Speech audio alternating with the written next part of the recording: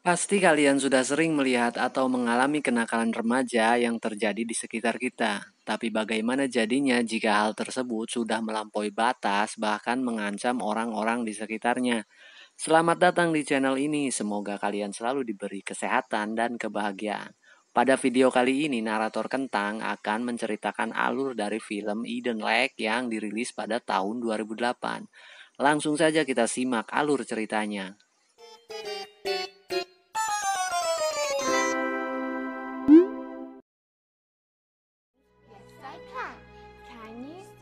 Dikisahkan pada hari yang cerah, seorang cewek bernama Jenny sedang melakukan tugasnya mengajar di sebuah panti asuhan. Dia terlihat sangat senang dengan anak-anak, begitu pula murid-muridnya terlihat begitu menyukai gurunya. Begitupun saya, Bu. Kemudian diperlihatkan cowok tampan bernama Steve sedang mengendarai sebuah mobil dengan gagah dan wajah penuh percaya diri. Steve rupanya baru saja membeli sesuatu untuk pacarnya yang tidak lain adalah Jenny. Steve berniat melamar Jenny, maka dari itu Steve mengajak Jenny untuk pergi bersamanya ke suatu tempat yang indah, aman, dan nyaman. Driving.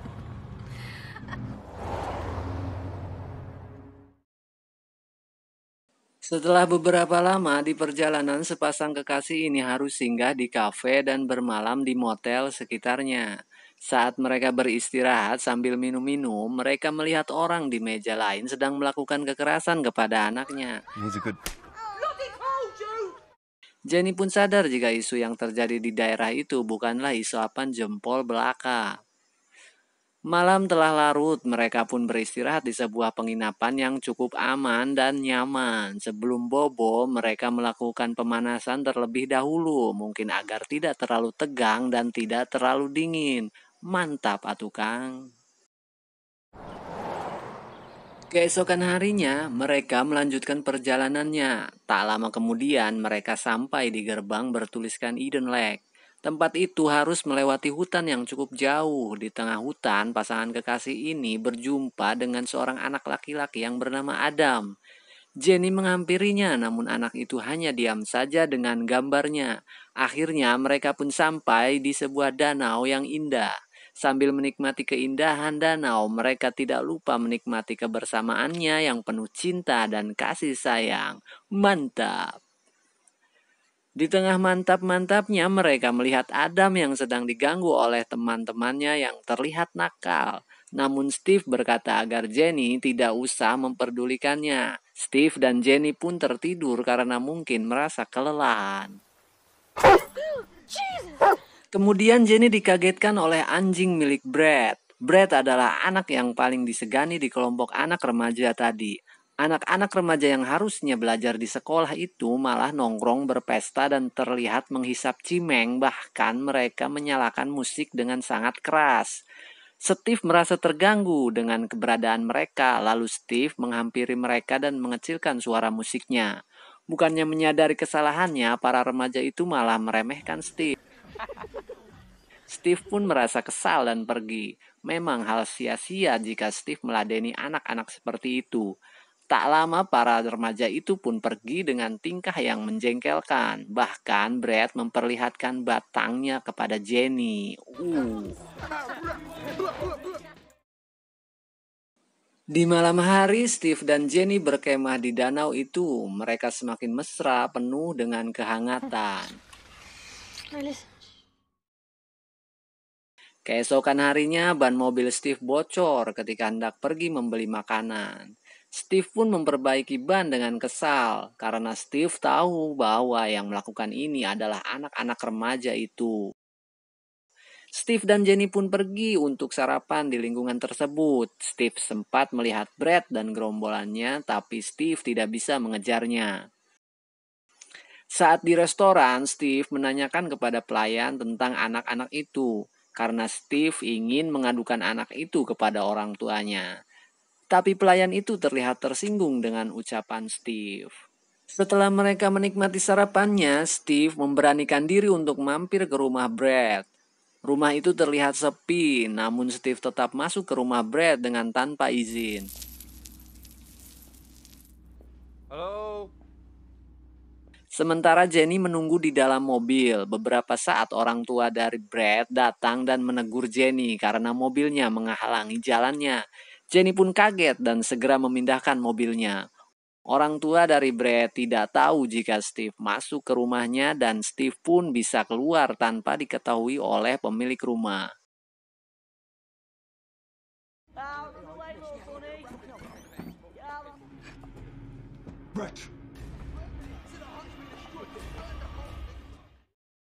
Steve dan Jenny kembali ke danau. Steve mengajak Jenny mandi bersama di danau dan menikmati dingin-dingin empuknya air danau.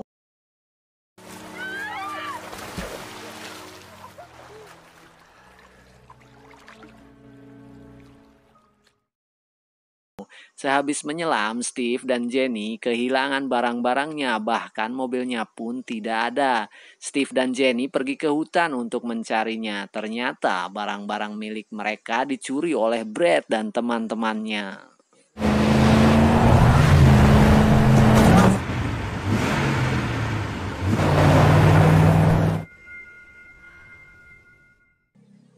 Kemudian Steve dan Jenny berjalan kaki menyusuri hutan untuk mencari persembunyian mereka. Sampai malam hari, akhirnya Steve menemukan Brad dan teman-temannya. Steve hanya menginginkan mobilnya, namun Brad tidak bersedia. Ketegangan pun terjadi. Salah satu teman Brad mengeluarkan pisau untuk melukai Steve. Namun Steve berhasil merebut pisau itu dan tidak sengaja mengenai anjing milik Brad dan seketika anjing itu pun tewas. Brad terpukul dengan kematian anjingnya sehingga Brad memberikan kunci mobilnya dan membiarkan Steve dan Jenny pergi. Ketika Steve dan Jenny pergi dengan mobilnya, ternyata Brad dan teman-temannya masih mengejar karena Brad ingin membalas dendam kematian anjingnya.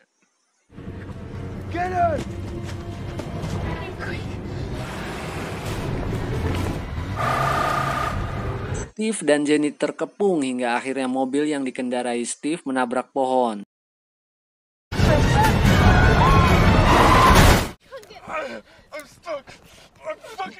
Steve tidak bisa keluar karena dia tersangkut batang pohon yang tertancap ke tubuhnya. Kemudian Steve menyuruh Jenny agar segera pergi dan mencari bantuan.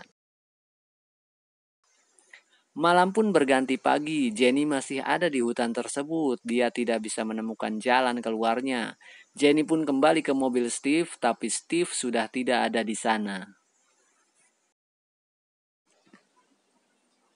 Kemudian Jenny melihat Steve sedang disandra oleh Brad dan teman-temannya. Mereka menyiksa Steve dengan sangat keji. Brad menyuruh teman-temannya agar mau melakukan penyiksaan kepada Steve.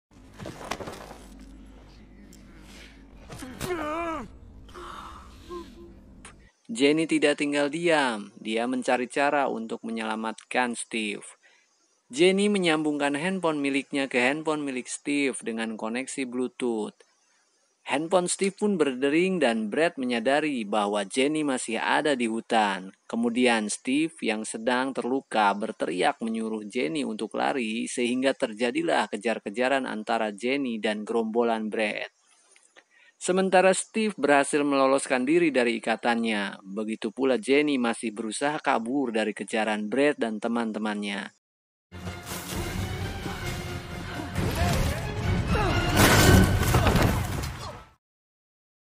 Brad dan gerombolannya kehilangan jejak Steve dan Jenny, tapi mereka belum menyerah dan terus mencari Steve dan Jenny. Sempat terpisah, akhirnya Steve dan Jenny bertemu kembali dengan kondisi Steve yang sudah sekarat. Mereka bersembunyi di gubuk dekat sungai. Jenny berusaha merawat luka-luka Steve yang sudah sangat parah. Jenny berusaha mengajak Steve untuk lari, tapi Steve sudah tidak mampu lagi untuk bergerak. Brad dan teman-temannya pun datang. Mereka tidak mengetahui jika Steve dan Jenny bersembunyi di bawah gubuk. Beberapa saat, Brad dan teman-temannya pun pergi mencari ke tempat lain. Jenny menyembunyikan Steve di semak-semak dengan kondisi yang telah sekarat. Steve memberi saran kepada Jenny untuk mengikuti tiang listrik agar bisa keluar dari hutan itu dan bisa meminta bantuan. Jenny memakaikan cincin dari Steve ke tangannya agar Steve melihat bahwa dia bersedia menikah dengannya. Kemudian Jenny meninggalkan Steve. Dia berlari mengikuti tiang listrik seperti yang dikatakan Steve. Di saat Jenny berlari begitu kencang, sialnya Jenny menginjak sesuatu yang tajam hingga menembus ke telapak kakinya.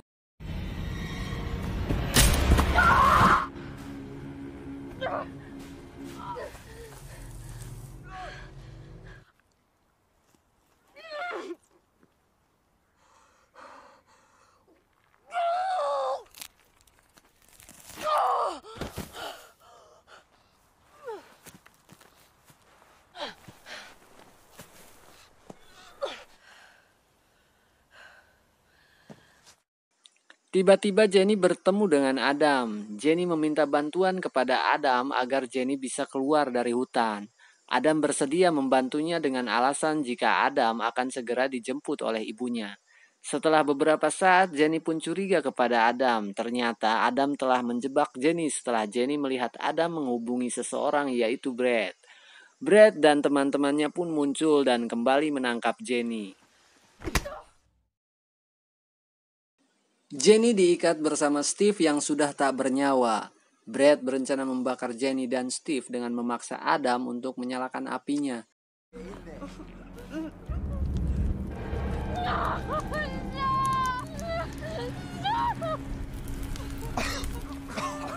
Terlihat Brad sangat senang dengan perbuatannya. Bahkan Brad menyuruh salah satu temannya untuk merekamnya dengan kamera ponsel. Saat mayat Steve mulai habis terbakar, ikatan Jenny terlepas karena api yang mulai merembet ke tubuh Jenny. Jenny pun bisa berhasil meloloskan diri. Brad mengancam akan membakar Adam jika Jenny tidak menyerahkan diri. Tapi Jenny membiarkan Adam terbakar karena mungkin saja Jenny masih sakit hati karena Adam telah membohonginya.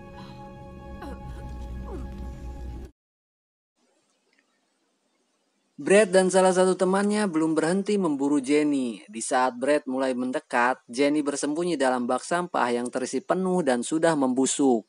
Ketika Brad sudah pergi, teman yang lain memergoki Jenny sedang berlumuran lumpur, lalu Jenny pun panik dan langsung menusuk lehernya dengan menggunakan pecahan kaca.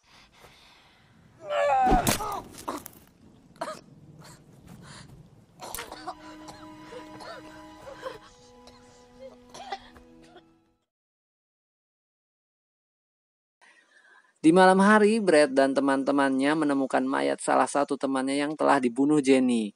Teman Brad merasa kacau dan menganggap Brad adalah penyebab semuanya. Brad tidak terima dengan apa yang dikatakan oleh temannya. Kemudian Brad melancarkan jurusnya untuk menyerang temannya dan menghabisinya dengan sangat brutal.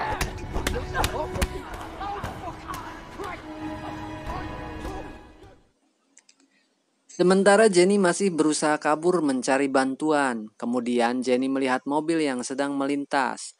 Jenny langsung memberhentikan mobil itu untuk meminta tumpangan.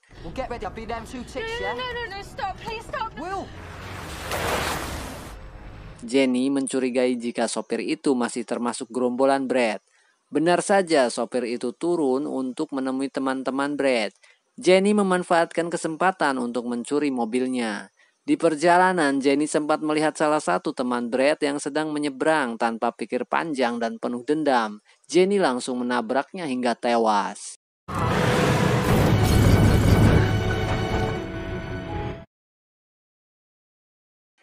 Di tengah pelariannya, Jenny mengalami kecelakaan. Jenny bertabrakan dengan sebuah mobil sehingga Jenny tidak bisa mengendalikannya dan tergelincir masuk ke halaman rumah warga di lingkungan itu. Jenny melihat orang-orang di rumah itu sedang berpesta, kemudian Jenny meminta tolong dan Jenny pun langsung dibawa ke dalam oleh pemilik rumah. Jenny kebingungan dengan sikap orang-orang itu ketika Jenny meminta ambulan. Jenny sudah mengetahui bahwa dia sudah masuk ke rumah para orang tua dari anak-anak yang sedang mengejarnya di hutan. Ketika akan ditanyai oleh para orang tua dari anak-anak itu, Jenny beralasan bahwa dia ingin muntah dan Jenny diantar ke kamar mandi. Saat di kamar mandi, Jenny berusaha mencari jalan agar bisa keluar dari rumah itu. Sementara para orang tua itu sudah mengetahui apa yang sudah dilakukan oleh Jenny pada anak-anaknya. Orang-orang itu terus berteriak agar pintunya dibuka. Jenny pun pasrah dengan keadaannya. Dia hanya mengambil pisau cukur yang berada di laci kamar mandi itu. Ketika mereka membukanya, Jenny melihat Brad dengan para orang tuanya. Keadaan sudah tidak berpihak kepada Jenny. Akhirnya para orang tua itu melampiaskan kebencian dan dendamnya kepada Jenny.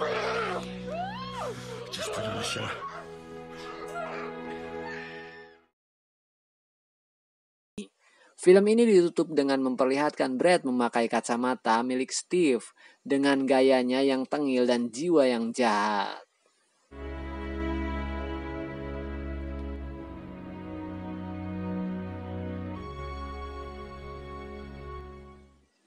Demikianlah alur cerita dari film Eden Lake. Menurut narator Kentang, film ini adalah salah satu film yang menarik dan dengan ending yang sangat mengganggu pikiran narator Kentang, khususnya pada karakter Brad.